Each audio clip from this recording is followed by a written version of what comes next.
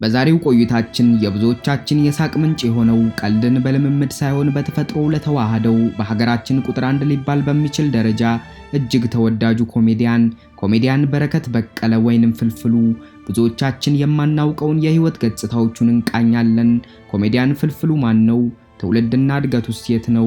በህይወቴ ብዙ ጊዜ አልቅሻለሁ የሚለው ፍልፍሉ የለቅሶ ምንጮች ምን ነበሩ? የትዳር ህይወቱስ ምን ይመስላል? እነዚህንና በርካታ ስለ ፍልፍሉ የትም ያልተነገሩ ታሪኮችን እንዳስሳለን። ለቻናላችን አዲስ የሆናችሁ ተመልካቾች ፈገግታ ታሪክ ዩቲዩብ ቻናልን ሰብስክራይብ በማድረግና የደውሏን ምልክት በመጫን ቤተሰብ እንድትሆኑ እንጋብዛለን። በሀገራችን ስለሚገኙ እጅግ ተወዳጅና ታዋቂ ግለሰቦች ያልተሰሙ የህይወት ታሪክ በየጊዜው እንዲደርሳችሁ የፈገግታ ታሪክ ዩቲዩብ ቻናልን ሰብስክራይብ በማድረግና የደውሏን ምልክት በመጫን አዳዲስ መረጃዎችን ይከታተሉ። በቀጣይ ቪዲዮ የተወዳጁን ተዋናይ ካሳሁን ፍስሐ ወይንም ማንዴላ የሚገርም የህይወት ታሪክ ይዘንላችሁ እንቀርባለን። ቪዲዮ እንደተለቀቀ እንዲደርሳችሁ የፈገግታ ታሪክ ዩቲዩብ ቻናልን ሰብስክራይብ በማድረግና የደውሏን ምልክት በመጫን ቤተሰብ ይሁኑ። በአሁኑ ሰዓት የ46 ዓመት ጎልማሳ የሆነው ተወዳጁ ኮሜዲያን ፍልፍሉ በ1971 ዓ.ም በአዲስ አበባ ከተማ በተለምዶ ቺቺኒያ በመባል የሚታወቀው ሰፈር ተወለደ። የቺቺኒያ ሰፈር መጠጥ ቤቶች ናቸው ኮትኩተው ያሳደጉኝ የሚለው ፍልፍሉ ከዝቅተኛ የኑሮ ደረጃ ካላቸው ቤተሰቦች የተገኘ ሲሆን ለቤተሰቡም የመጨረሻ ልጅ ነው። ሆኖም ግን በእናትና አባቱ እጅ ያላደገው ፍልፍሉ ከልጅነት እስከ ዕውቀት ሙሉ እድሜውን ያሳለፈው እጅግ ከሚወዳትና ስለሷ አውርቶ የማይጠግባት በተደጋጋሚ እማዬ ያለ ሲጠራ የምናውቃት አሳዳጊውና ተንከባካቢው የነበረችው አያቱ ናት። ፍልፍሉን ከልጅነት አንስቶ ተንከባክባ አሁን ላለበት ደረጃ እንዲደርስ ምክንያት ለሆነችው የፍልፍሉ አያት ክብርና ምስጋና እያቀረብን ነፍሷን በአጸደ ገነት እንዲያኖርልን እንመኛለን። ለፍልፍሉ ወደ ኮሜዲ ህይወት መግባት ምክንያት የሆነችው አያቱ እጅግ ቀልድ አዋቂ እንደነበረች ፍልፍሉ ይመሰክራል። በተለያዩ አጋጣሚዎች ከሷ በሚያያቸው ሁኔታዎች ወደ ቀልዱ ዓለም የተቀላቀለው ፍልፍሉ በትምህርት ህይወቱ እስከ 8ኛ ክፍል ብቻ ነው የተማረው። የማንንም ቀልድ ለማስመሰል ሳይሞክር የራሱን የቀልድ ስታይል ይዞ በመምጣት በ1990ዎቹ መጨረሻ የተለያዩ አጫጭር ቪዲዮዎችን መስራት ጀመረ። ሆኖም ግን በሰዓቱ በርካታ ተወዳጅ ኮሜዲያኖች የነበሩበት ጊዜ ስለነበር እንደ ፍልፍሉ ላሉ ጀማሪ ኮሜዲያኖች በሰው ዘንድ ተቀባይነትን ማግኘት አስቸጋሪ ነበር። ስለሆነም ረዘም ላለ ጊዜ አንዳች እውቅና ሳይኖረው ተስፋ ባለመቁረጥ የተለያዩ ስራዎችን እየሰራ ቆየ። ጥበብ ተስፋ ለማይቆርጥባት ተስፋ ትለግሳለች እንደሚሉት የጥበብ ሰዎች ከብዙ ልፋትና ትጋት በኋላ የፍልፍሉ ወዳጅና አድናቂዎች ቁጥር እየበዛ መጣ። የሱን ቀልድ አይቶ አለመሳቅ ከባድ ሆነ። ይህን ያስተዋለው ፍልፍሉም ከአያቱ ቤት ወጥቶ ቤት ተከራይቶ መኖር እንዳለበት ወሰነ። ከዚህ በኋላ የልጅነት ህይወት የለም።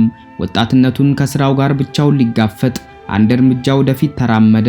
በተደጋጋሚ ፍቅር ይዞኝ ያውቃል የሚለው ፍልፍሉ ፍቅር የያዘው እንጂ በጊዜው ፍቅረኛ አልነበረውም። በሚያስገርም ሁኔታ በሰዓቱ ተከራይቶ ይኖርበት በነበረው ቤት ያከራዩት ሴትዮ ልጅ የሆነችው ቡጡ ትዳር አታ ቤት ቁጭ ብላ ስለነበር ፍልፍሉ ለልጃቸው ቡጡ ለማጣበስ የሞከሩትን ያከራዩን አጋጣሚ እንዲህ እጅግ በሚያስቅ አገላለጽ ያስታውሳል። ሄድኩኝ ተከራዩ የድሮ እንጨት አልጋ ርብራብ ያላት እሷን ተከራይቼ ይዤ ገባሁ።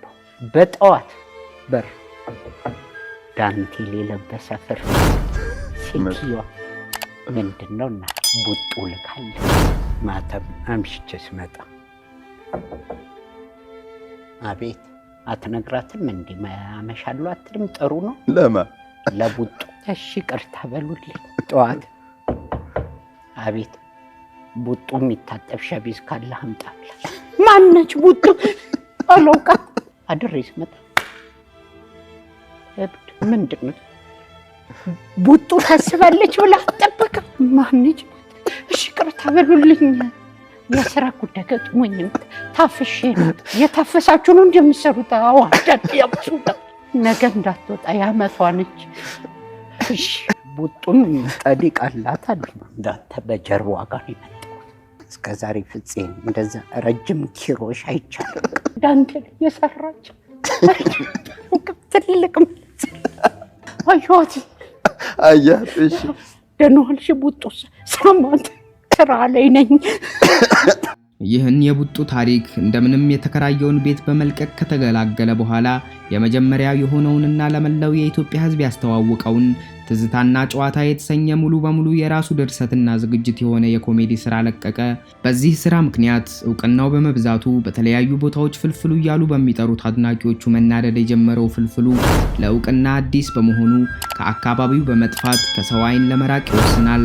ከዛም ድሬዳዋ ወደሚገኘው የዘመዱ ቤት በመሄድ ለመደበቅ ቢሞክርም በተመሳሳይ ድሬዳዋ ላይም ብዙ ሰዎች አውቀውትና ወደውት ስለነበር መሸሸትም እንደማያደርሰው ስለተረዳ ወደ አዲስ አበባ በመመለስ ከቀድሞ በተሻለና ብዛት ባላቸው ስራዎች እንደ አዲስ መታየት ጀመረ። በተለያዩ ኢንተርቪዎች እንደሚገልጸው ፍልፍሉ ለብዙ ሰዎች የሳቅ ምንጭ ቢሆንም በግል ህይወቱ ግን ብዙ ስቅስቅ አድርገው የሚያስለቅሱት ነገሮች እንዳሉትና በሩን ዘግቶ ብዙ ጊዜ እንዳለቀሰ ይናገራል። ከቤተሰቡ ጋር በተገናኘ በእናት በአባቱ ዙሪያ የማንነት ጥያቄና ከተለያዩ ሰዎች ጋር በሳቅ በጨዋታ ውሎ ቤቱ ሲገባ የሚጠብቀው ብቸኝነት አድናቂዎቹ የማይረዱት ብቻውን የሚብሰለሰልበት ህመሙ ነው። በቀጣይ ቪዲዮ የተወዳጁን ተዋናይ ካሳሁን ፍስሐ ወይንም ማንዴላ የሚገርም የህይወት ታሪክ ይዘንላችሁ እንቀርባለን።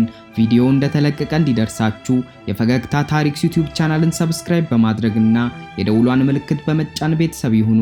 በሌላ አጋጣሚዎች የፍልፍሉን ህይወት ከሌሎቻችን ህይወት የሚለየው በማህበራዊ ግንኙነቶች ላይ ብዙ ሰዎች ለሱ የሚሰጡት ቦታ የተለየ ነው። በለቅሶ ቤቶች ላይ ሐዘኑን እንደ ልቡ መወጣት አይችልም። የሱ ለቅሶ ለብዙዎች ቀልድ ነው የሚመስላቸው። በመሆኑም በዚህ ጉዳይ ደስተኛ እንደማይሆን ይናገራል። በለቅሶ መሃል ብዙ ሰዎች ቀልድ እንዲነግራቸው ያስጨንቁታል።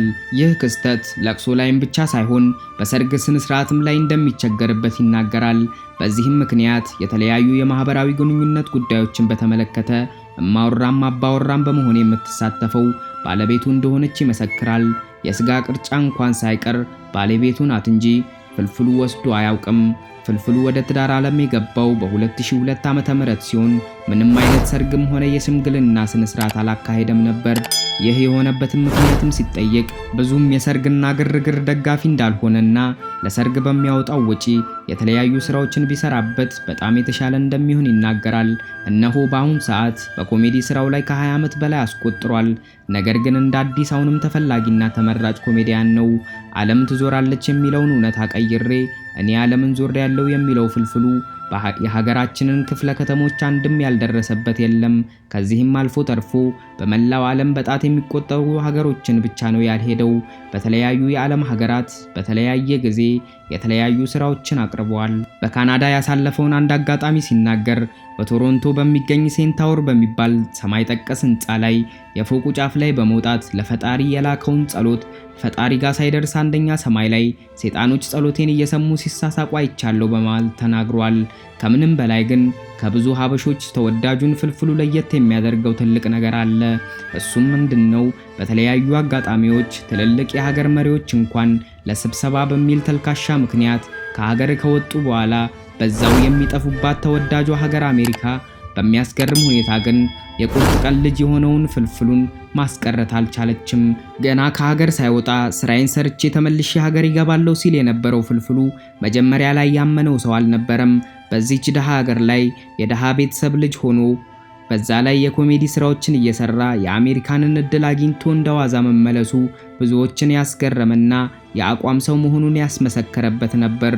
በአንድ ኢንተርቪው ላይም እንደተገለጸው ኮሜዲያን መሆኔን ያረጋገጥኩት የአሜሪካንን ምድር ረግጬ እዚህ አልኖርም ብዬ ወደ ኢትዮጵያ የተመለስኩ ቀን ነው በማለት ቀልድ መሳይ ቁም ነገር አስተላልፈዋል። በቀጣይ ቪዲዮ የተወዳጁን ተዋናይ ካሳሁን ፍስሐ ወይንም ማንዴላ የሚገርም የህይወት ታሪክ ይዘንላችሁ እንቀርባለን። ቪዲዮ እንደተለቀቀ እንዲደርሳችሁ የፈገግታ ታሪክስ ዩቲዩብ ቻናልን ሰብስክራይብ በማድረግና የደውሏን ምልክት በመጫን ቤተሰብ ይሁኑ።